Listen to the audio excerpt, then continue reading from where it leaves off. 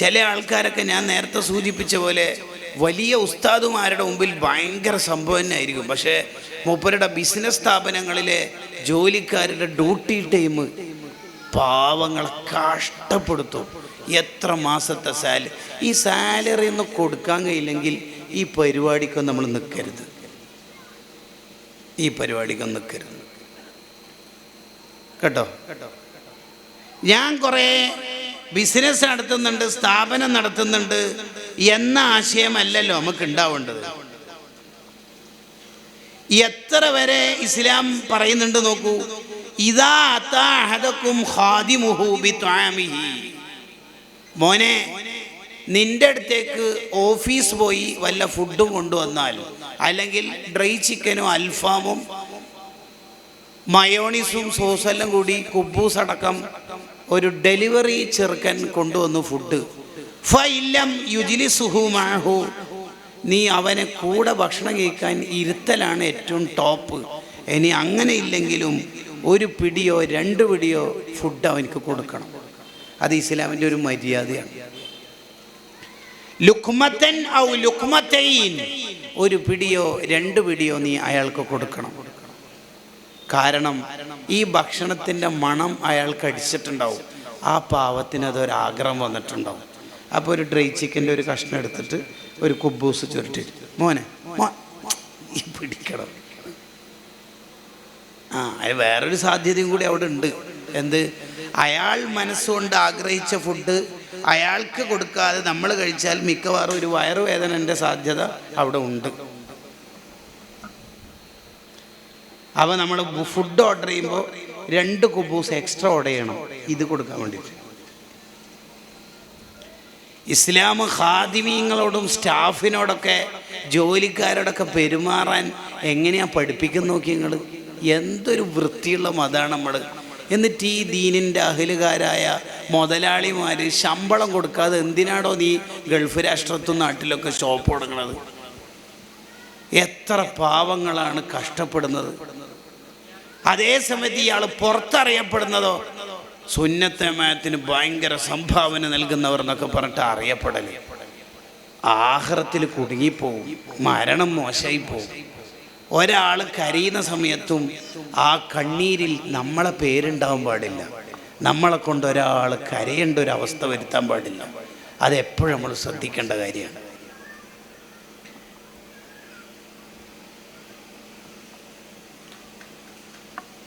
അപ്പോൾ ഒന്നാമത്തത്, നമ്മളെ കൊണ്ട് ആരും വേദനിക്കാൻ പാടില്ല എന്നുള്ളതാണ്.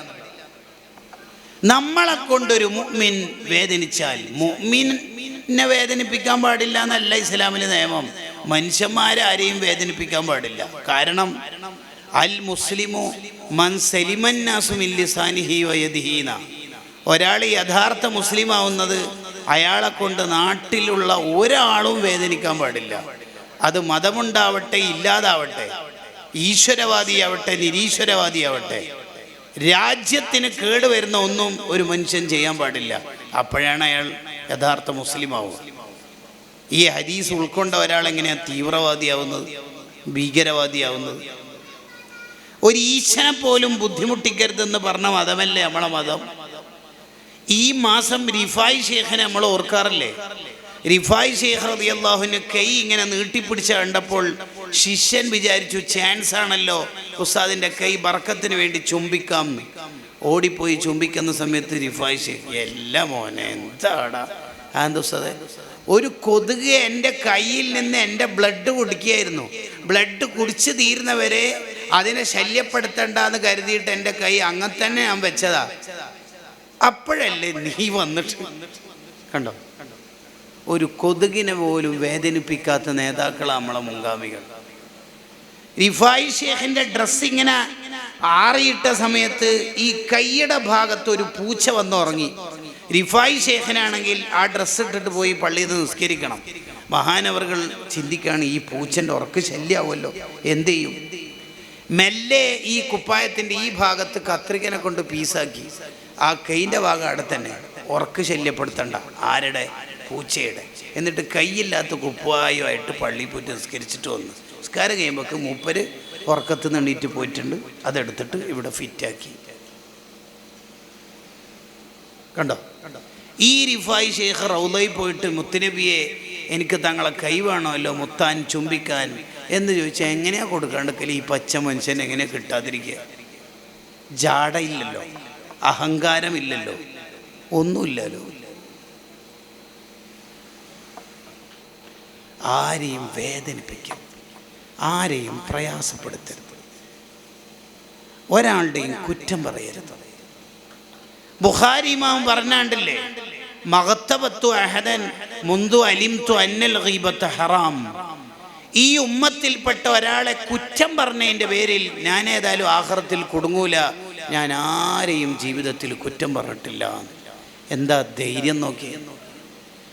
നമ്മുടെ ജീവിതമെല്ലാം എടുക്കട്ടെ, കഴിഞ്ഞ സാറ്റർഡേ മുതൽ ഈ സാറ്റർഡേ വരെ നമ്മൾ എത്ര ആളെ കുറ്റം പറഞ്ഞിട്ടുണ്ടാവും എന്ന് ആലോചിച്ച് നോക്കി. അതും എടുക്കട്ടെ, ജസ്റ്റ് 2 ദിവസത്തിനുള്ളിൽ ഒരാളെയും ഞാൻ എൻ്റെ നാവ് കൊണ്ട് കുറ്റം പറഞ്ഞിട്ടില്ല എന്ന് പറയാൻ പറ്റുമോ നമുക്ക്?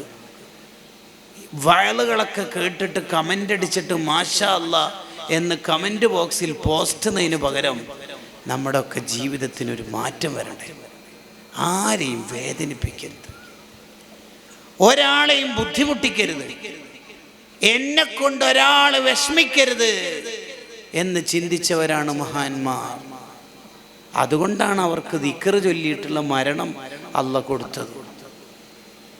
ഏതെങ്കിലും ഒരാൾ കരയുന്ന കണ്ണീരിൻ്റെ കൂടെ നമ്മുടെ പേരുണ്ടെങ്കിൽ, നമ്മളെ ഭാര്യ നമുക്ക് വേണ്ടി നമ്മളുടെ പൊട്ടത്തരത്തിൽ കരഞ്ഞാൽ തീർന്നില്ലേ നമ്മളെ കഥ? ഓ ചെറുപ്പക്കാരികളെ, നമ്മുടെ പേരിൽ നമ്മുടെ ഉമ്മ കരയേണ്ടി വന്നാൽ പിന്നെ എങ്ങനെ നമുക്ക് നന്നായിട്ട് മരിക്കാൻ പറ്റുക? ഉമ്മാൻ്റെ അറിവില്ലായ്മ ദുരുപയോഗം ചെയ്തിട്ട് തെറ്റുകുറ്റങ്ങൾ ചെയ്തു കൂട്ടുന്ന പുതിയ കാലത്തെ മക്കൾ ഒന്ന് കേട്ടു നോക്കണം. ഉമ്മാൻ്റെ ഉമ്മാമ്മയുടെ ഫോൺ എടുത്തിട്ട് ചെറുക്കൻ്റെ പേര് പെണ്ണിൻ്റെ പേര് തന്നെയാക്കി ഫാത്തിമ എന്ന് പേരും സേവ് ചെയ്താൽ ഉമ്മാക്ക് മനസ്സിലാവില്ലല്ലോ നീ ആരെയാ ഈ ദുനിയാവിൽ പറ്റിച്ചത്? ഉമ്മാന. നീ ആരോടാണ് ഇനി നീതിപൂർവം പെരുമാറുക? നീ ഉമ്മാനെ പറ്റിക്കുവാണെങ്കിൽ നീ എങ്ങനെയാ മരിക്കണ സമയത്ത് ദിക്റില്ല? നീ ഉമ്മാനോട് കളവ് പറയുമെങ്കിൽ ആ നാവ് കൊണ്ട് എങ്ങനെയാ അള്ളാഹുവിൻ്റെ പേര് മരിക്കണ സമയത്ത് ഉച്ചരിക്കുക? മോനെ മോളെ ആലോചിച്ച് നോക്കി. ആരെയും പറ്റിക്കരുത്. ഒരു സ്വഹാബി വേറൊരു സ്വഹാബിയുടെ ചെരുപ്പ് ഒളിപ്പിച്ചു. അപ്പൊ ചെരുപ്പ് കാണാതെ എന്നപ്പോ ആ സ്വഹാബിക്ക് വിഷമായി. നബി സല്ലല്ലാഹു അലൈഹി വസല്ലം തങ്ങൾ അറിഞ്ഞു മുഅ്മിനിനെ പറ്റിക്കാൻ പാടില്ല, അത് ഹറാമാണ്, പഠിപ്പിച്ചു കൊടുത്തു. ഇതാണ് ഇസ്ലാം എന്ന് പറഞ്ഞാൽ. കല്യാണത്തിൻ്റെ അന്ന് ചെറുക്കനെ കൂട്ടിയിട്ട് ചെക്കന്മാര് വണ്ടിയെടുത്ത് വിടുക. എന്തേ? ഒന്നാമത്തെ രാത്രി പെണ്ണും ചെക്കനും വേറെ വേറെ സ്ഥലങ്ങളിൽ. എങ്ങനെയാണ് നമ്മുടെ ഈ മുസ്ലിം ചെറുപ്പക്കാര് എങ്ങനെയാണ് ഈ കൾച്ചർ പഠിച്ചു പോണത്? മോനെ, നീ ഇൻസ്റ്റഗ്രാം കൾച്ചർ നിർത്തൂ, മദീന കൾച്ചറിലേക്ക് വരൂ. തള്ളപ്പക്ഷി വട്ടമിട്ട് പറക്കുക. എന്തിന്? എൻ്റെ കുഞ്ഞുങ്ങൾ ആരോ പിടിച്ചിട്ടുണ്ട് നബിയെ എന്ന പരാതിയായിട്ട്. ഉടനെ റഹ്മത്തുല്ലിൽ ആലമീനായ തങ്ങൾ പറഞ്ഞു, ആരാ കുഞ്ഞു പക്ഷികളെ പിടിച്ചത്? പാടില്ല. ഉടനെ തന്നെ ശരിപ്പെടുത്തി ഉപദേശിച്ചു, സഹാബത്തിന് തിരുത്തി കൊടുത്തു. ആദ്യ രാത്രി ഏറ്റവും ആസ്വാദകരമായ ഒരു രാത്രിയെ ആ ദമ്പതിമാർക്ക് നിഷേധിച്ചിട്ട് നിനക്കെന്താ ഇപ്പൊ കിട്ടിയത്? നിന്റെ ആഖിബത്ത് മോശാവാൻ അത് കാരണമായാൽ ആ പെണ്ണോ പെണ്ണിൻ്റെ ഉമ്മയോ ഉപ്പയോ നിന്റെ ഈ അനിഷ്ട സംഭവത്തിൽ നീ കൂട്ടുനിന്ന ഈ വൃത്തികേടിന് കരഞ്ഞാൽ തീർന്നു മോനെ നിന്റെ ദുനിയാവിലെ ജീവിതം. അടിച്ചു, ഹോട്ടലിൽ നിന്ന് ഫുഡ് അടിച്ചു. എന്നിട്ട് ഡിഗ്രി ഫസ്റ്റ് ഇയറുകാരായ ജൂനിയേഴ്സിനോട് പറയാ, ഫുഡ് അടിച്ചിട്ട് ബില്ലടിച്ചോളണം. നിന്റെ ഫുഡ് ആ വയറ്റിലുള്ള 30 കൊല്ലത്തോളം നിനക്ക് അല്ലാഹുവിനെ ഓർത്ത് നിസ്കരിക്കാൻ കഴിയൂല. ഏറ്റവും ചുരുങ്ങിയത് 30 കൊല്ലത്തേക്ക് നിനക്ക് നിസ്കാരത്തിൽ ഖുശൂ കിട്ടൂലത്രേ. റാഗിങ്ങിന്റെ പുതിയ എപ്പിസോഡുകളാ. ബില്ലടക്കണമെന്ന് പച്ച ഹറാമല്ലേ ആ ചെയ്യണത്? പിടിച്ചു പറിച്ച പണം അല്ലേ നിന്റെ പോക്കറ്റിൽ അഥവാ നിന്റെ വയറ്റിൽ എത്തിയേക്കണത്? ബില്ലടക്കണം എന്ന്. ആരോടാ പറയണത്? ഇതാണോ കൊച്ചനുജന്മാരായ ജൂനിയേഴ്സിനോട് പെരുമാറേണ്ടത്? അല്ല. ഉമ്മാനെ പറ്റിച്ചിട്ട് ഉപ്പാനെ പറ്റിച്ചിട്ട്, പ്രായമുള്ള ഉപ്പാനെ പറ്റിച്ചിട്ട് ഒപ്പിടിപ്പിക്കുക. എന്തിന്? സ്വത്ത് വസൂലാക്കാൻ. എന്നിട്ട് നീ ആരെ പോറ്റിയിട്ടാ നിന്റെ മക്കൾ നന്നാവുമെന്ന് വിചാരിക്കണത്? വക്കാന അബൂഹുമാ സ്വാലിഹ. ഉപ്പിയും നന്നാവാത്ത കാലത്തോളം എങ്ങനെയാ കുട്ടികൾ നന്നാവുക? മൂസാ നബി അലൈഹിസ്സലാമും ഖദർ അലൈഹിസ്സലാമും ഒരു നാട്ടിലൂടെ നടന്നു പോകുമ്പോൾ ആ നാട്ടുകാരോട് ഭക്ഷണം ചോദിച്ചു. അവർ കൊടുത്തിട്ടില്ല. ആ നാട്ടുകാരിൽപ്പെട്ട ഒരു വീട് മതിൽ പൊളിഞ്ഞു വീഴാറായിട്ടുണ്ട്. ആ മതിൽ ഖദർ അലൈഹിസ്സലാം ശരിയാക്കിക്കൊണ്ടിരിക്കുമ്പോൾ മൂസാ നബി അലൈഹിസ്സലാം ചോദിച്ചു, എന്തിനാ നിങ്ങളത് ശരിയാക്കണത്? വക്കാന അബൂഹുമാ സ്വാലിഹ. ഇത് 2 യതീമക്കളുടെ വീടാണ്. ആ വീടിൻ്റെ മതിൽ നമുക്കൊന്ന് ശരിയാക്കി കൊടുക്കാം. കാരണം അവരുടെ ഉമ്മ ഭാഗത്തുള്ള ഏഴാമത്തെ ഉപ്പാപ്പയും ഉമ്മാമയും സ്വാലിഹ്യങ്ങളാണ്. അതിൻ്റെ ബർക്കത്ത് ഈ കുട്ടികൾക്കുണ്ട്. യെസ്, ഉപ്പാപ്പയും ഉമ്മാമയും ഏഴാമത്തത്. ഉപ്പാൻ്റെ എന്ന് പറഞ്ഞിട്ട് 7ലേക്ക് എത്തുന്ന അവർ സ്വാലിഹ്യങ്ങളായാൽ തന്നെ അടുത്ത 7ാമത്തെ തലമുറ നന്നാവുമെങ്കിൽ സ്വന്തം ഉപ്പിയുമ്മയും വൃത്തികേടിലൂടെ പണം വസൂലാക്കിയവരോ ഹറാമിലൂടെ സമ്പാദിച്ചവരോ ആണെങ്കിൽ എങ്ങനെ ശരിയാവുക നമ്മളെ മക്കള്? കമാ തദീനു തുദാനൂന. നീ എങ്ങനെയാണോ നിന്റെ ഉപ്പാനോടും ഉമ്മാനോടും പെരുമാറിയത് അതുപോലെയായിരിക്കും നിന്റെ മക്കൾ നിന്നോട് പെരുമാറുക. ചുരുക്കത്തിൽ ഒരാളെയും പ്രയാസപ്പെടുത്തരുത്.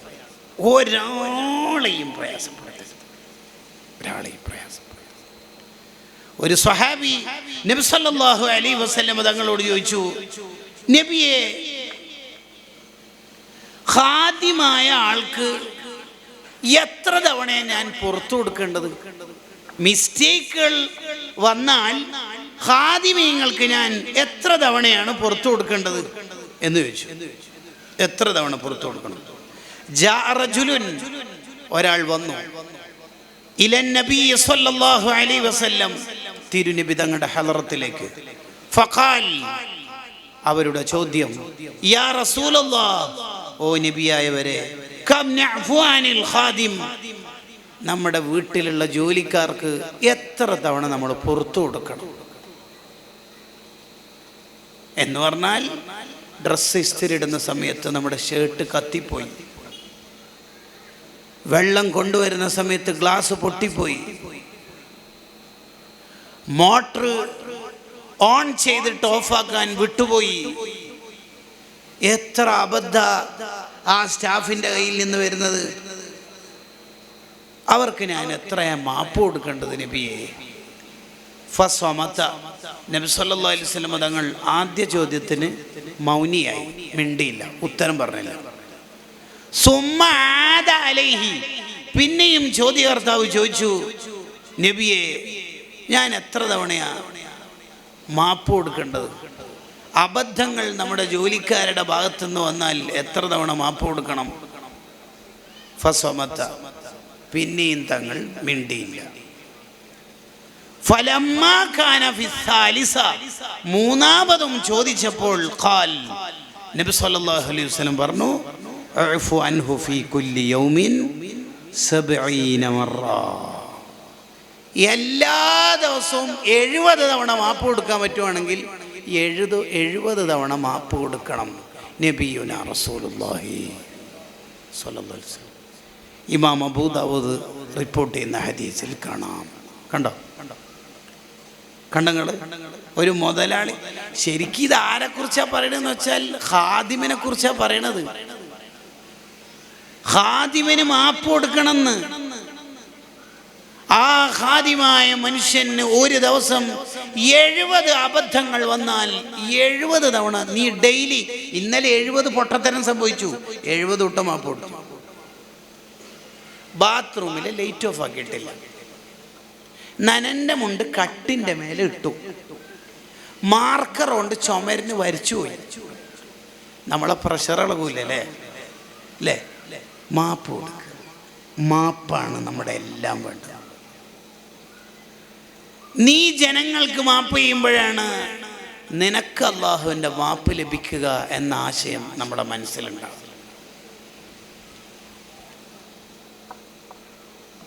നമ്മുടെ വീട്ടിലൊരു സ്ത്രീയെ ജോലിക്ക് വിളിച്ചു. ജോലിക്ക് വിളിക്കുന്നവരെയും ഡ്രൈവർമാരെയൊക്കെ സെലക്ട് ചെയ്യുന്ന സമയത്ത് പാലിക്കേണ്ട നിബന്ധനകളാണ് ഈ കിതാബിൽ പറയുന്നത്. നമ്മളെ മക്കളോട് കൂടുതൽ ഇടപഴകാൻ സാധ്യതയുള്ളവരാണ് നമ്മുടെ ഹൗസ് ഡ്രൈവർ, വീട്ടുജോലിക്കാർ. അവരുടെ അഖീദ ശരിയായിട്ടുണ്ട് എന്ന് ഉറപ്പുവരുത്തണം. വല്ല യുക്തിവാദമോ ബിദ്അത്തിന്റെ ചിന്തകളോ ഉള്ള ആളാണ് നീ വീട്ടിൽ ജോലിക്ക് വിളിച്ചതെങ്കിൽ അതുവഴി നിന്റെ മക്കൾ കൂടി കേടുവരും എന്ന് ഈ കിതാബ് തെളിവുകൾ വെച്ച് സമർത്ഥിക്കുന്നുണ്ട്.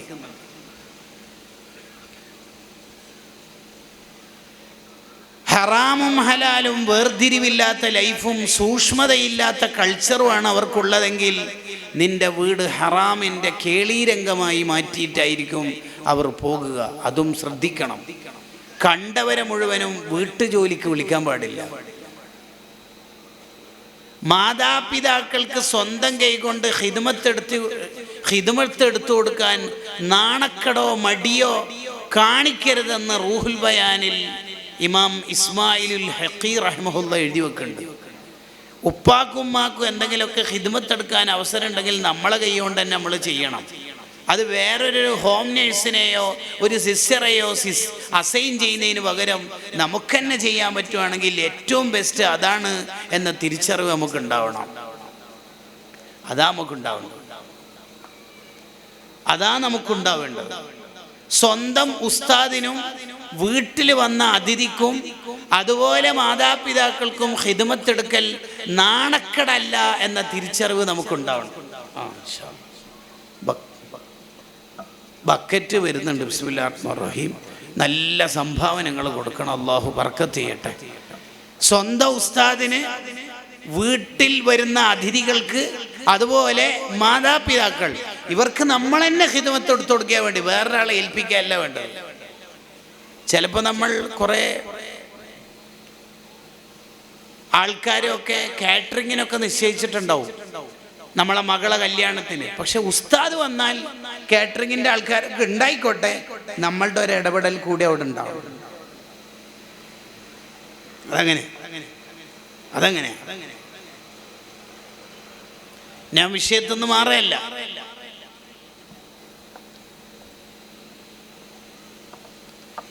അപ്പൊ നമ്മുടെ വീട്ടിൽ ഒരു സ്ത്രീ ജോലിക്ക് വന്നു, അല്ലെങ്കിൽ നമ്മളുടെ വണ്ടിക്ക് ഡ്രൈവറായിട്ട് ഒരാളെ നമ്മൾ നിശ്ചയിച്ചു എങ്കിൽ ഇഖ്വാനുക്കും ഖവലുക്കും, നിങ്ങളുടെ ഖാദിമീങ്ങളെ നിങ്ങളുടെ സഹോദരന്മാരായിട്ട് കാണണമെന്ന് നബിയുനാ റസൂലുള്ളാഹി സ്വല്ലല്ലാഹി അലൈഹി വസല്ലം.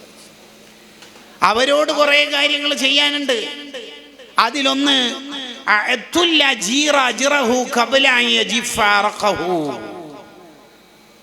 ഇമാം ഇബ്നു മാജയുടെ റിപ്പോർട്ട്. നീ ആരെ കൊണ്ട് പണിയെടുപ്പിച്ചാലും അവരുടെ വിയർപ്പ് ഉണങ്ങുന്നതിന് മുമ്പ് അതിൻ്റെ സാലറി കൊടുക്കണം. ഇല്ലെങ്കിൽ എന്തിനാ ഈ സ്ഥാപനമൊക്കെ നമ്മൾ നടത്തുന്നത്?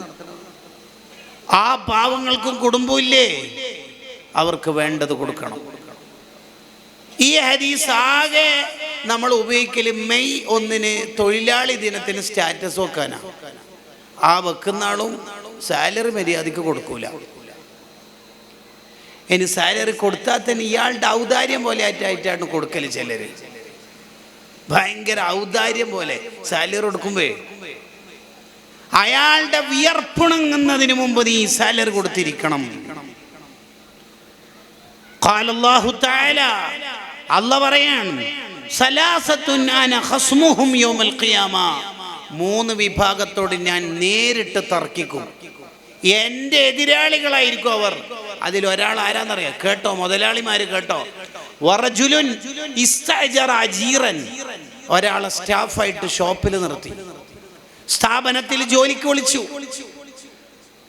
ഫസ്തൗഫാ മിൻഹു, അയാൾക്ക് കഴിവിന്റെ പരമാവധി അയാൾ ജോലി ചെയ്തു. വലം യുഅ്തിഹി അജ്റഹു, അയാളുടെ ശമ്പളം അയാൾ കൊടുത്തിട്ടില്ലെങ്കിൽ അയാളോട് ഞാൻ ആഖിറത്തിൽ എതിരാളിയായിരിക്കുമെന്ന് അള്ളാഹ് പറയുന്നത് ഖുദ്സിയായ ഹദീസിൽ കാണാം. സഹീഹുൽ ബുഖാരിയിൽ നമുക്കത് കാണാൻ പറ്റും. കണ്ടോ? അത് നമ്മുടെ ആഖിബത്തിനെയാണ് ബാധിക്കുക. ഓവർ ഡ്യൂട്ടി ചെയ്യിപ്പിക്കാൻ പറ്റൂല. ഒരു മനുഷ്യന്റെ ഈ ഗൾഫിലൊക്കെ നിങ്ങൾ നോക്കിയേ, എത്ര മുതലാളിമാരാ ഇവിടുന്ന് അവർ പറയലെന്താന്ന് വെച്ചാൽ സുന്നത്ത് ജമാഅത്തിന്റെ പിള്ളേർ തന്നെ കിട്ടണമെന്ന്. 2 അപകടങ്ങൾ അവിടെ സംഭവിക്കില്ല. ഒന്ന്, മര്യാദയ്ക്ക് സാലറി കൊടുക്കൂല, ഓവർ ഡ്യൂട്ടി. രണ്ടാമത്തത്, അവൻ അവിടെ RSCക്ക് പ്രവർത്തിക്കാൻ വിടുകയും ചെയ്യില്ല. അങ്ങനെ കുറെ ആൾക്കാരെ കാണും. അവനെ സുന്നത്ത് ജമാഅത്തിന്റെ പ്രവർത്തനം ബ്ലോക്ക് ചെയ്യും. അവര് പുറത്ത് ഭയങ്കര സംഭവമായിരിക്കും. എയർപോർട്ടിൽ ഉസ്താദിന് ബൊക്ക കൊടുക്കാനൊക്കെ മുന്നിലുണ്ടാവും ചെയ്യും. ഒക്കെ ഭയങ്കര പ്രശ്നമല്ലേ? നമ്മുടെ സ്റ്റാഫുകളോട് നമ്മൾ നീതിപൂർവം പെരുമാറണം. നോക്കൂ നിങ്ങൾ,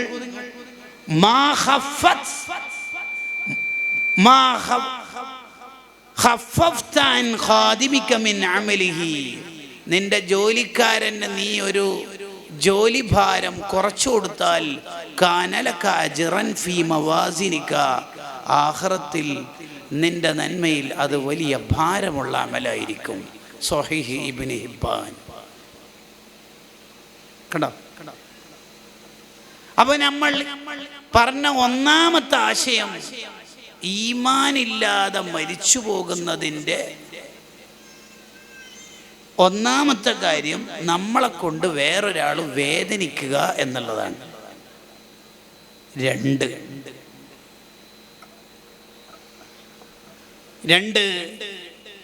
പലിശയുടെ ഇടപാടുണ്ടാവലാണ്. പലിശയുമായി ബന്ധം ഉണ്ടെങ്കിൽ അയാൾക്ക് ഈമാനില്ലാത്ത മരണമായിരിക്കും. അള്ളാഹു കാത്തിരക്ഷിക്കട്ടെ. പലിശയിലൂടെയുള്ള 1 ദിർഹം 30 വ്യഭിചാരത്തിനേക്കാൾ കടുപ്പാണെന്നല്ലേ ഹദീസ്. പലിശയൊക്കെ വളരെ ലാഘവമായ ഒരു കാലത്താണ് നമ്മൾ ജീവിക്കുന്നത്. ഒരു 4-5 കൊല്ലം മുമ്പൊക്കെ പലിശയുടെ പണം ബസ് സ്റ്റോപ്പ് എടുക്കാൻ പറ്റുമോ, ബസ് ഷെൽട്ടർ എടുക്കാൻ പറ്റുമോ എന്നൊക്കെ ആയിരുന്നു ചോദിച്ചിരുന്നത്. ഇപ്പം ചോദ്യം കുറേ കൂടി അഡ്വാൻസ്ഡ് ആയതുകൊണ്ട് ഉസ്താദേ വീട്ടിൽ ഇൻ്റർലോക്കൽ ഇടാൻ പറ്റുമോ എന്നുള്ള ചോദ്യത്തിലേക്ക് എത്തിയിട്ടുണ്ട്.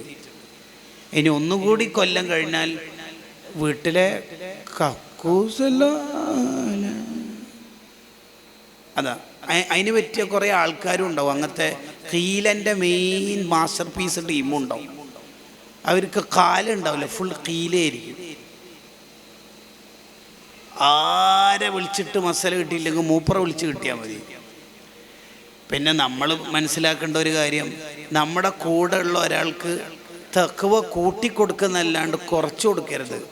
നമ്മളെ ഭാര്യ നമ്മളെ കല്യാണം കഴിച്ചതുകൊണ്ട് നിലവിൽ അവളുടെ തഹജ്ജുദും ദലായിൽ ഖൈറാത്തും മുടക്കാനല്ല ഭർത്താവ് കാരണമാവേണ്ടത്. പിന്നെ ഭർത്താവിന് ഖിദ്മത്ത് എടുക്കല ഏറ്റവും വലിയ കാര്യം, ഔറാദല്ല, അങ്ങനെയല്ല ചെയ്യേണ്ടത്.